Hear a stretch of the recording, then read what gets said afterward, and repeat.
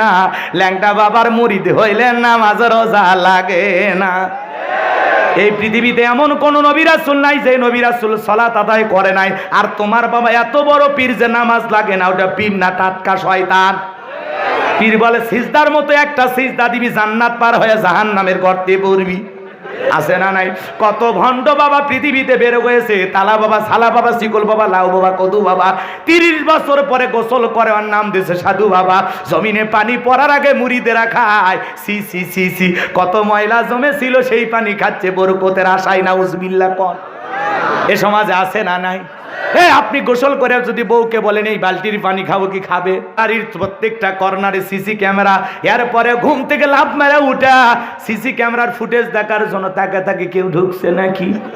কারণ জুলুম করে, অত্যাচার করে, কষ্ট কইরা এর বাড়ির প্রত্যেকটা ইট পাথর, চাইনা টাইলস, দেশি বিদেশি পর্দা, কথা কর না কে?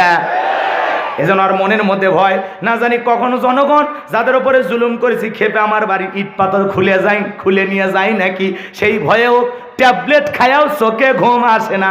আর গরিব আলু ভর্তা দিয়ে ভাত খায়, আর বউকে কোলের মধ্যে নিয়ে এমন কায়দায় ডাক দেয় ট্রাকের ইঞ্জিল ফেল। কথা কন ঠিক না? গরিবের ঘুম আছে, খাওয়ার রুচি আছে, বড়লোক কাল্লা টাকা দিয়েছে কেনার, অনেক খাবার কিনতে পারে। গরু গোস্ত না খাওয়া যাবে না, ডায়াবেটিস শরীর। খাসি কয় চর্বি বেশি, যত খাবো কম তত বাঁচবো বেশি। ফল ফুট কোনো কিছু খায় না। গরিব দূরে থেকে দেখে আর বলে বলে খাবার বলে রুচি নাই, খালি একবার দিয়ে দেখ কেমনে সাইজ করা লাগে তো দেখে দিচ্ছি। কথা কন ঠিক না? আরে ভাই, ধনির টাকা আছে, খাবার রুচি নাই। কি কথা কন না? ধনির টাকা আছে, কেনার সামর্থ্য আছে, খাইতে পারবে না, খাইলেই মরবে। আর গরিবের কেনার টাকা নাই কিন্তু খাবার রুচি আছে। আল্লাহর খেলা বোঝা বড় দায়। কথা কন ঠিক না?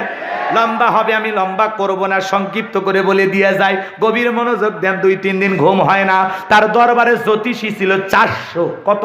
400 জন জ্যোতিষী। আর এই জ্যোতিষীর লিডারের নাম হলো দবিরা। বয়স হলো 320 বছর।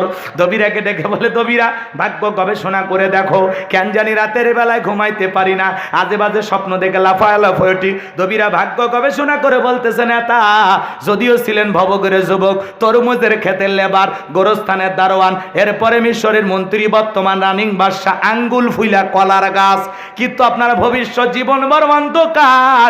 আগামী 3 মাসের ভিতরে বনি ইসরাইল সম্প্রদায়ের মধ্যে মুসা নামের একটা ছেলে জন্মগ্রহণ করবে।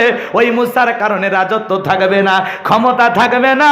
নেতারে, এমনকি আপনার জীবন যাবার সম্ভাবনাও দেখা যায়। এই কথা শুনে নেতারা মাথা ঠান্ডা না গরম? খালি গরম মানে কঠিন গরম।